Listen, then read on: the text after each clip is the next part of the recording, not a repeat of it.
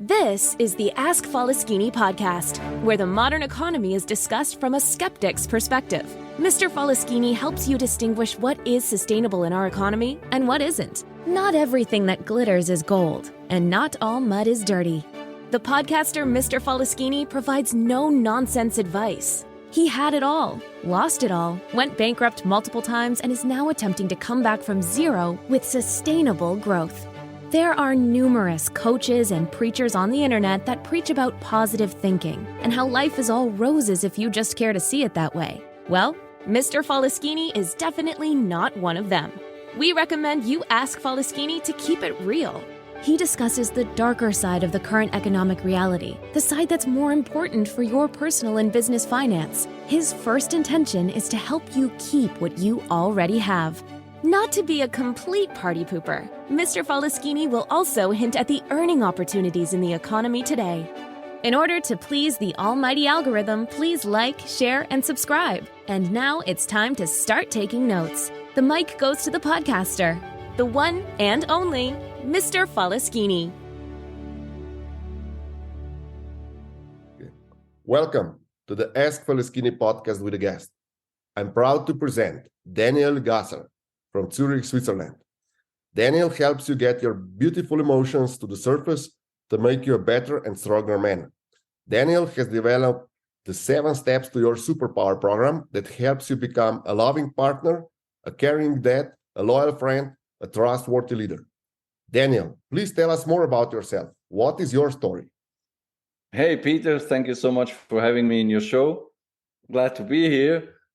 So my story, I started my career as a man, as a needle junkie at the age of 17. And then I started drinking, and I did that for over 30 years. And I was what is named as a functional drinker. So you wouldn't notice that I have an alcohol problem because I had my career, I had my businesses. Everything went well on the surface, but as we know, it's not the case. And I had to close down my well-going natural stone company, my first business, because I drank too much and because I smoked too much pot. And yeah, it's not, taking drugs and business don't really go together, in my opinion. But that didn't make me stop. On the contrary, I drank more, and I was around 40 years old. I had a huge midlife crisis. What have I done with my life? How did I end up here, etc., etc.? And that made me drink more and more and more. And like 5 years ago, I had a quite violent car accident from which I just walked away totally sound. And that made me click. That was the click that made me, okay, now you're almost 50 years old. Is this your life? Is this what you want to do? Is this going to be the rest of your life? And I said, no way. So, and it took me another 1.5 years to stop drinking, actually, with a nice method that, by the way, I have an online program for that too. Which just deletes the alcohol out of your mindset, basically. So now I'm not drinking anymore. You can drink if we meet. I don't have a problem with that. I even have alcohol in my house for my guests. No issues. It's just not part of my life anymore. And then I started coaching men who have a similar problem, who are functional drinkers. And I noticed after 1 year or so that people who drink usually tend to look at alcohol as the solution to their problems. And they don't necessarily seek solution. And as drinking or too much sports or too much work or too much porn are just symptoms for the underlying problems, I figured, okay, why not then coaching men on their problems instead of just healing the symptoms? Mm-hmm. And I started to educate myself, started to reading a ton of books. I'm still reading like 4 books at the time. about therapy, about client focus therapy, about modern therapy, etc., etc., etc. So to be able to help men specifically. That's my story. And now I ended up on LinkedIn like a half a year ago, which is, I think, a good platform to be. Yeah, that's the story. I saw that most of your programs and also videos are also available in English. Are your clients based in Switzerland, or are you trying to deliver your method worldwide, or at least in an English-speaking world? So as I actively started coaching during the lockdowns, I had no choice then to go online. And I have quite a technical IT background. I was a software engineer also. So I wasn't afraid to go online. I wasn't afraid of the technical aspect of all that. So the language online is English. So yeah, that's why I'm doing it in English. But I have Swiss clients also. I have German clients, also Italian clients, but then they have to speak English because my Italian is not that good. Okay, so for me, as I mentioned in our previous conversations, that I'm really amazed how honest and open you are about your drinking problem, because most of our listeners would not understand, but Swiss society is very closed and withdrawn. Nobody has a problem on the surface. And it's basically a taboo to have such a problem. And you're just frank and open about it. Is that part of your program? Is that the first part, that you need to acknowledge the problem before you can solve it? So that's actually a two-part question. I think you need to acknowledge any problem you have in order to be able to seek a solution for it.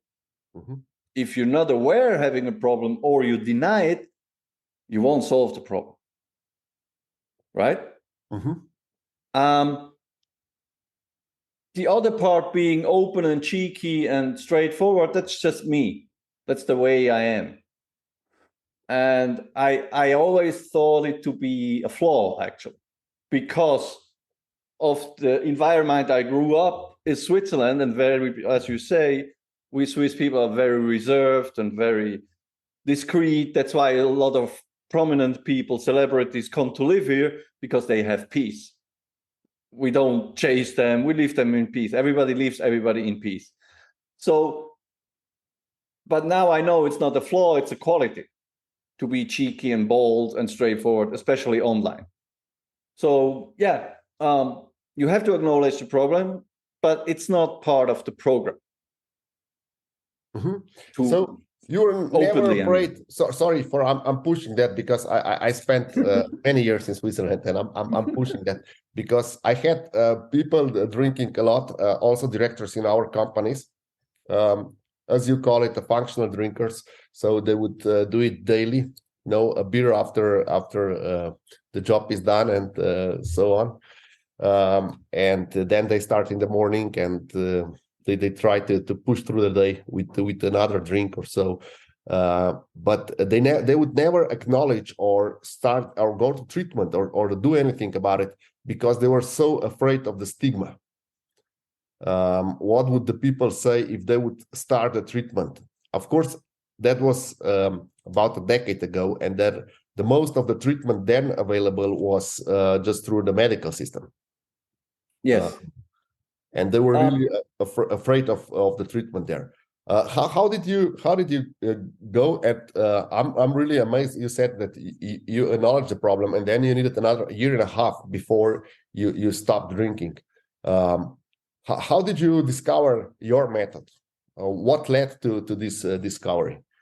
So first, I would like to say that the stigma is not a Swiss problem. It's especially in the Western world, a big problem, because for society, drinking alcohol is something completely normal. Everybody does it. 90% of all grown-ups drink alcohol on a regular basis. And I'd even go a step further and say 90% of all grown up drink alcohol too much, too often. Period.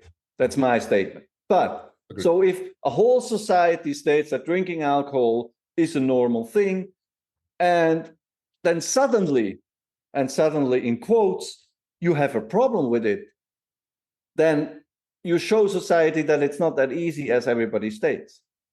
And then you're kind of excluded with your problem, because if I say openly, I'm a functional drinker, I have a problem with alcohol, then I show indirectly the mirror to all the other people that, hey, perhaps we all have a problem with that, and that nobody wants to see. So as soon you're not functioning anymore, you have this label of an alcoholic, which is completely wrong, by the way, because an alcoholic, medically speaking, is something different than a functional drinker. And then you're alone with your problem. But that's not Swiss typical, that's, I think, worldwide. Now, for your question, I read a lot of books, and then I stumbled across a book from Alan Carr, who wrote about how to stop smoking. And he wrote also about how to stop drinking. And what he does, or how the system works, is actually to change a habit. And there again, we are at the difference between a functional drinker and an alcoholic. To change a habit successfully, you have to sell it different. The habit of sitting on a couch, eating chips, and watching Netflix is easy because you're lazy, there is nothing to do, there's no effort, you don't have to step out of your comfort zone, etc., etc. But if I successfully sell you the couch and the potato chips and the Netflix as something bad, then you will change that habit. So if I can change my mindset versus alcohol, how do I think about alcohol? What it does actually to me and my system, and I will give you some examples, then slowly but surely you change the system. And why it took me 1.5 years is because I did the usual. I went to some counseling, and they asked me questions like, how much do you drink per week? How about cutting down? How about going to AA meetings? And I was like, oh my God, really? So I have to go to meetings for the rest of my life every goddamn week? That can't be a solution. This is just another, you just put the problem to another space, but you don't solve the problem. Because talking about being a drinker for the rest of my life, I don't know, that's not freedom for me. So it took me a while to get to the right tools, basically. So let me give you an example of how that works. We say, for example, we drink a glass of wine or something like that to cope with stress. But it's just a lie. That's not true. We think that it relaxes us and calms us down. But actually, the contrary is the case. What alcohol does to your nervous system is it pushes it up because it's a poison. So the body has to stand up, get alert, and get your nervous system on a high alert basis. We don't notice that because we are used to it. So to compare it with, let's say you have a fire in your home, and all you do is turn off the alarm, call the firefighters and say, fire is under control. No, you just turned off the alarm.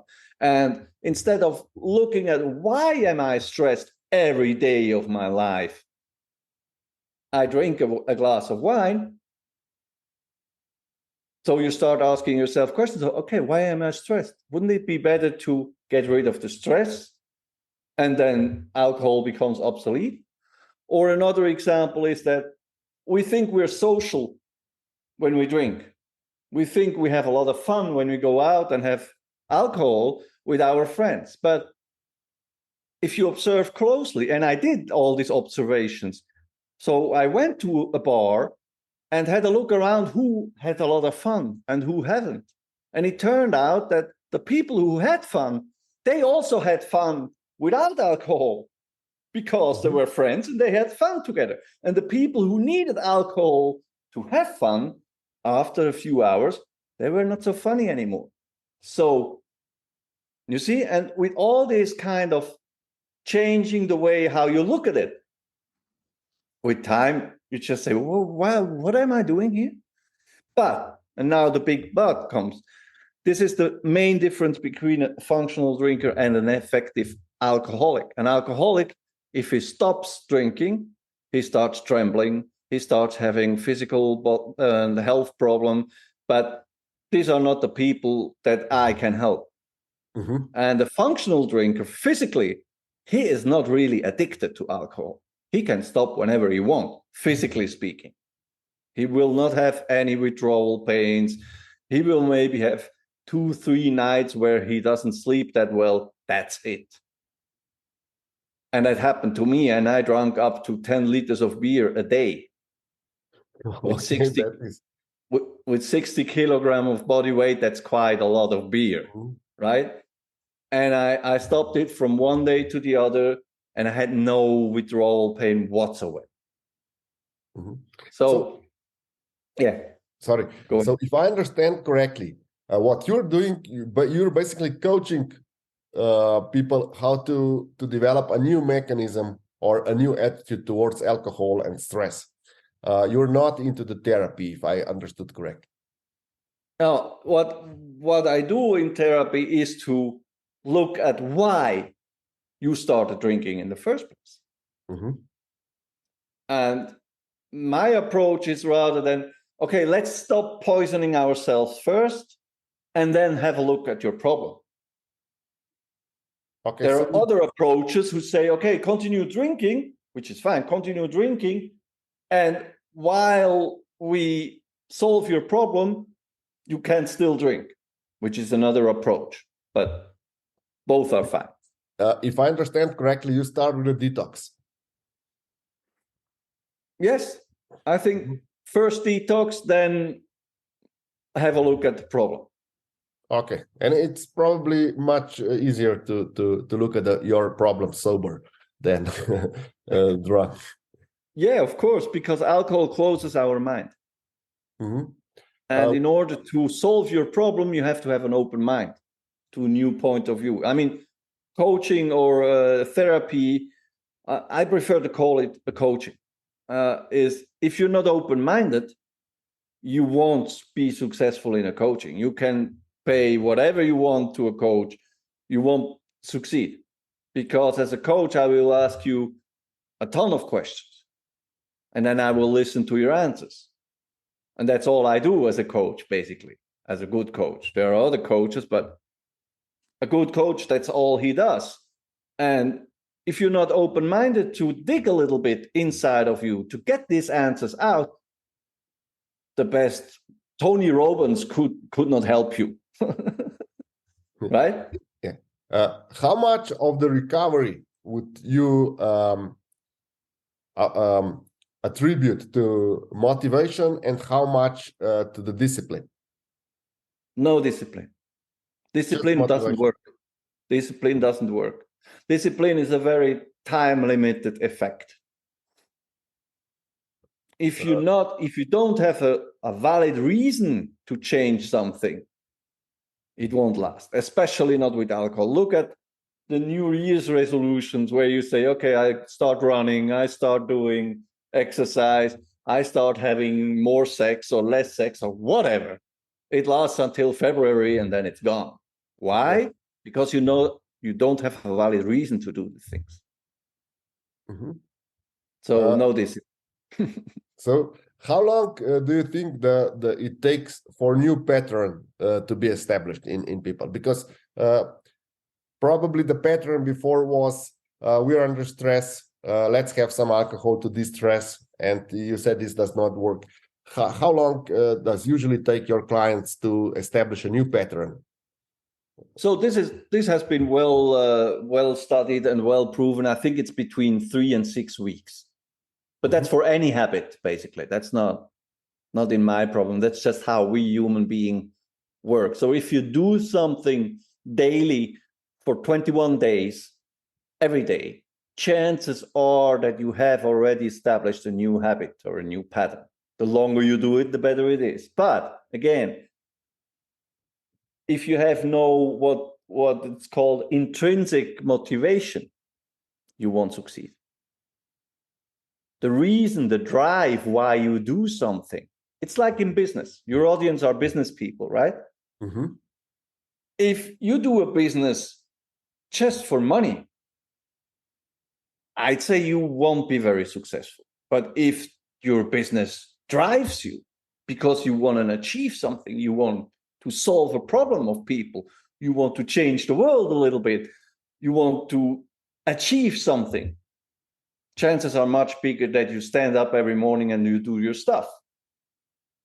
But if it's just to be able to say that you have a business or to brag, I'm a businessman, that's not an intrinsic motivation. And the same goes with every drug or with every bad habit. If you don't have an intrinsic motivation of why you want to do something, you won't succeed. Never. And especially with alcohol. Mm-hmm. What it takes for people to change so that they don't go back to their old ways? What do you think? You explained that the part is intrinsic motivation, but we know that sometimes something bad happens and then people go and get drunk again.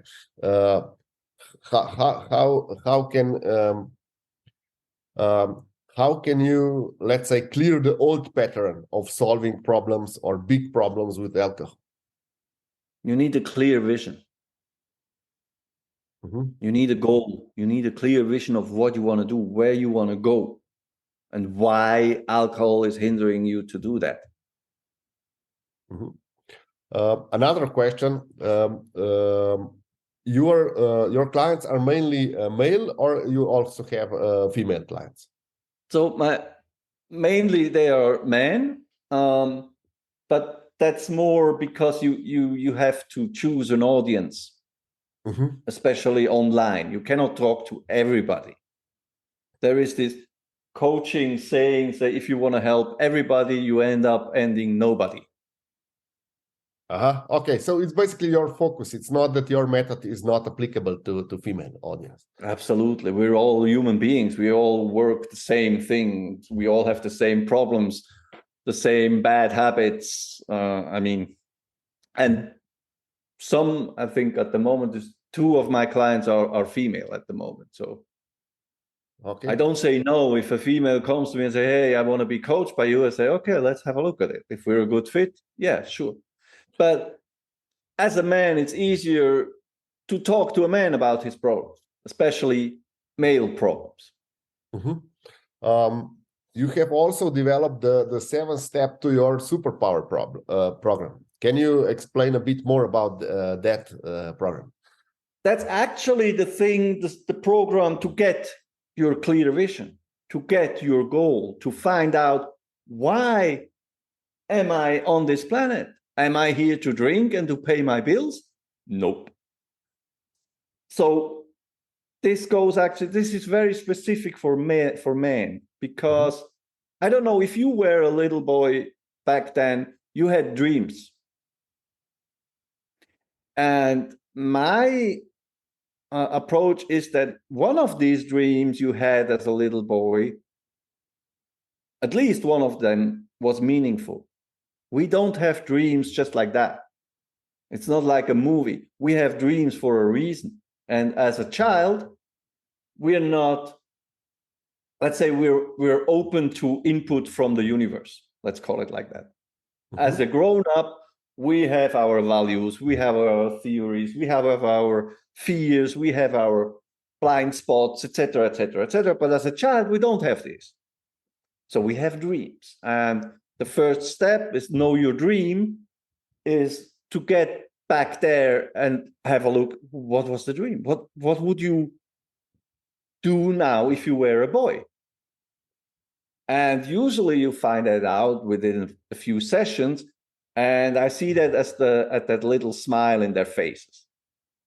that little Buddha smile, we call it. Yeah. And we got something there. And then from there, finding out, is it even achievable right now? Or do we have to take other measures in order to make place or to get rid of noises or problems to get this goal into March, get this dream into March? And what we then do, we get inspired, we solve the issues, why you're not there yet, why is it still a dream, or why that dream has been buried. Very often it's our parents that say, you cannot do that. Stop dreaming, get a job, and shut up, right? Yes. So this is the first and second step. And then we establish your powers again, because we are all divine beings. We all have tremendous creative and other powers, which have been, sadly said, put down by society, or by, let's say, like the people who have a lot of power. They don't want you and me to be powerful, because then we don't need them anymore, right? And we don't give them our money anymore. So we need to wake up again. And then we set goals, step by step, and then go. So this is, in short, the seven-step program. But I will compress it a little bit into a 3-step program, because if you hear 7 steps, you say, "Oh, that sounds like work," right? But No, I was amused, because when I read all the 7 steps that you've published, I was just amazed, because it's sounds like a perfect program for someone that is just diving into midlife crisis. Yeah. I think it's the perfect program for that. You're also talking a lot about men. You explained that you can also work with female. I would like to know your take on somehow controversial topic of Andrew Tate, the guy who's trying to get masculine power back on charts, or popular, or getting it back and be popular. What do you think of him? I like his mindset. I like his cheekiness, his boldness, but he's not talking to me. Yeah, of course. Because you're already established person. No, but his language is not. It's not. I don't like his language. He's kind of vulgar. Okay. But I like the message.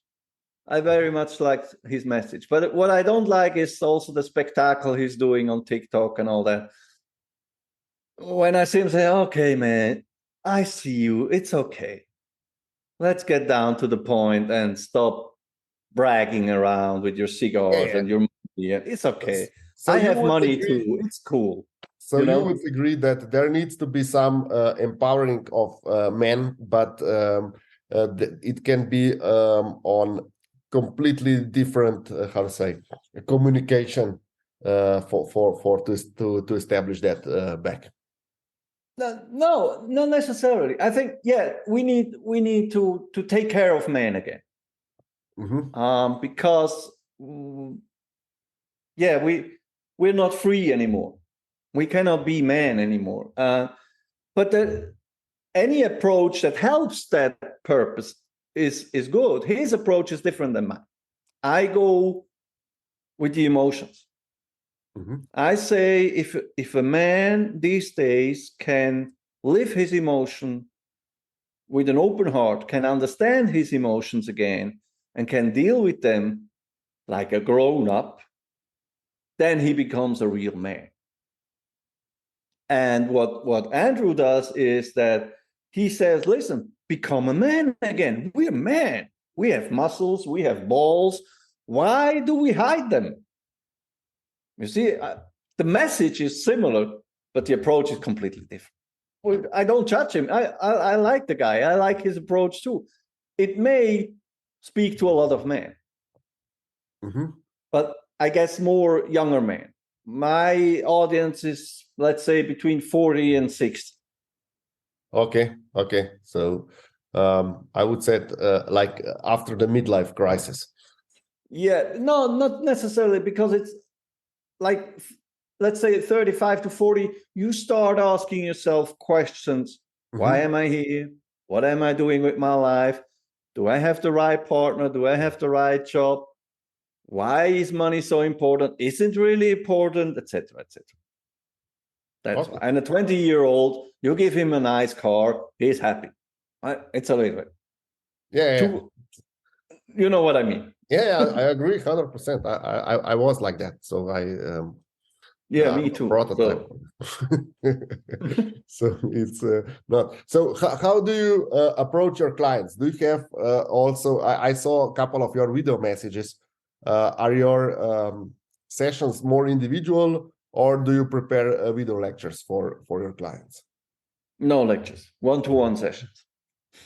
Okay. What I do usually is I offer a 2-hour power coaching session for free, where basically I coach the hell out of you first. So you're like, oh, fuck, okay, wow. And then if you won't work with me, we start working. What happens a lot of time in these 2-hour sessions is that the brothers start crying.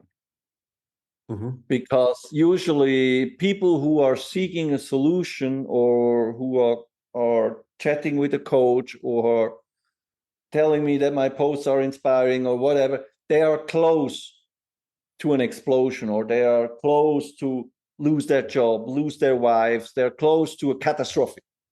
So it usually doesn't take much to get that shell away and to say, oh, look who's there, the little boy. Why don't you come out and cry a little? And then it's liberating. As you know, crying is liberating, especially for us men. We don't cry. We're not allowed to cry. We have to be stoic and strong and Terminator and whatnot. So for a lot of men, they start crying, and then they're liberated, and then they start talking, and they start telling their stories, telling their problems, and they already get at least a clearer view on their lives within these 2 hours, at least, if not already some solutions. Okay. Let me just ask you this thing. We talked about a lot of alcohol related problems in the beginning, but your courses and your teachings are also meant for the people that do not have imminent alcohol problem, and yes, of course, they just want to advance in life. Yeah, because as I said in the beginning, alcohol is just a symptom. A lot of men consume too much porn, or are masturbating way too often, or change partners way too often, etc., etc., etc., or do too much sports. That exists, yeah. They go to the gym at noon, they go to the gym in the evening, every day. And then is this really, first of all, it's nothing to do with being healthy anymore, but it's more of a flight. You know, you go away from something. You don't want to see something. You don't want to be home. You don't want to talk to your wife. You don't want to do your work. You know, and these are all symptoms to hide something, to not have to look at it. So that's why I changed my coaching from just coach drinking men to men in general who want to change something in their lives. Would you say that that because of the society, how it's developed, how we are raised, and all the medium influence, what percentage of men do you think would need a coach, or the coach would be beneficial for them? You ask me that as a human being, as a coach, or as a businessman? As a businessman, because I do believe that as a businessman, that everyone would need a coach, or at least exactly. I profit from coaching a lot. Of course, every man needs a coach. No, just kidding. I guess if you see that you have a problem somewhere in life, and you're clear enough to admit that you can't solve that on your own, then it's time to seek help. then it's time to go out and talk to someone. And not your brother, not your friend, someone professional and someone with a distance.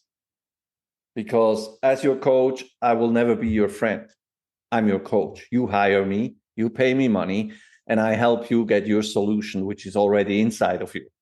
I just help you get these solutions out.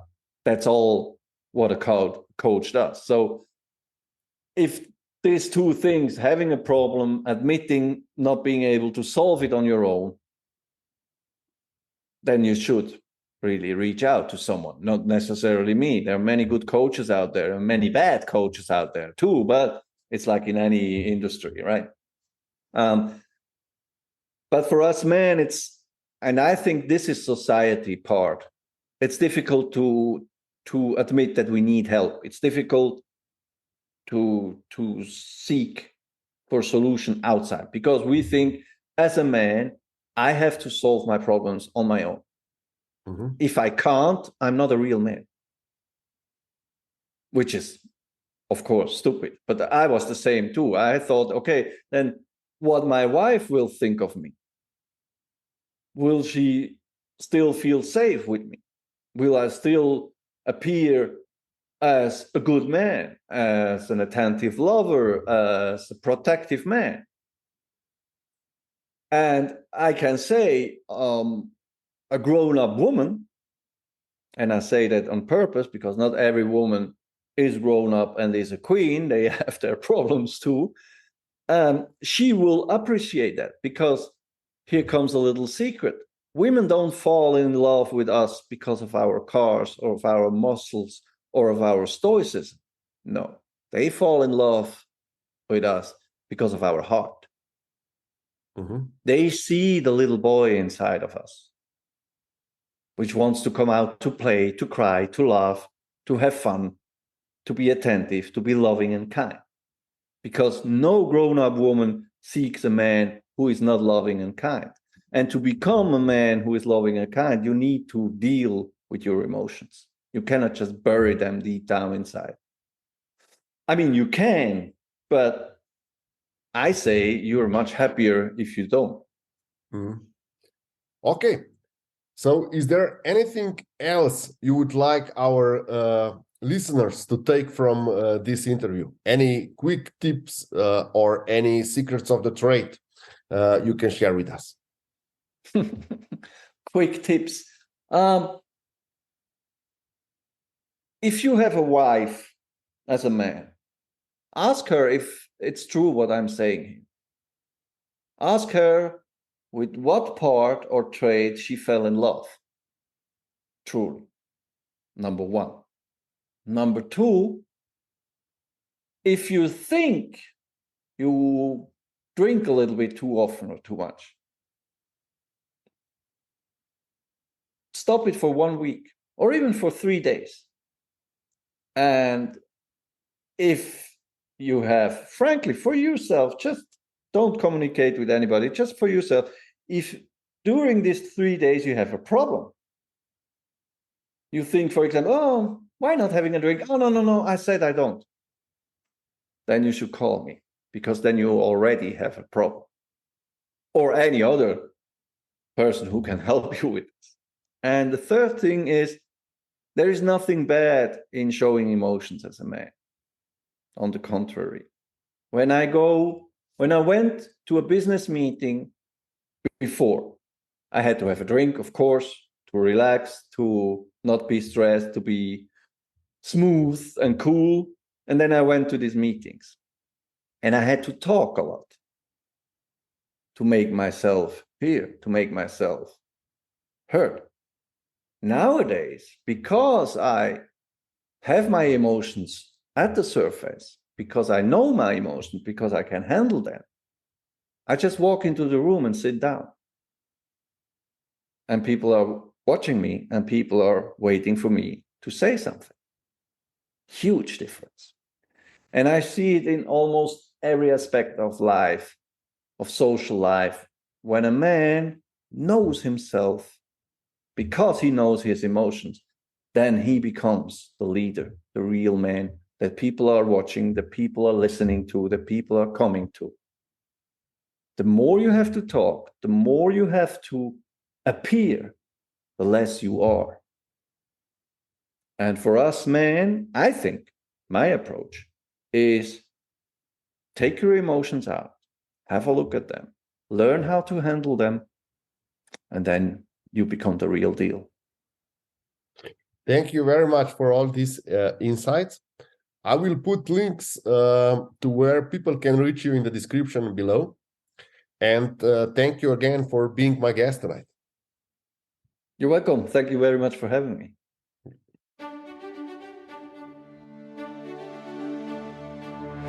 Thank you, Mr. Faleskini, for this outstanding podcast. And thank you for listening to the Ask Faleskini podcast until the end. Mr. Faleskini would love to hear your feedback in the comments. And don't forget, if you want to know, ask Faleskini or listen to the Ask Faleskini podcast. In order to please the almighty algorithm, please don't forget to like, share, and subscribe.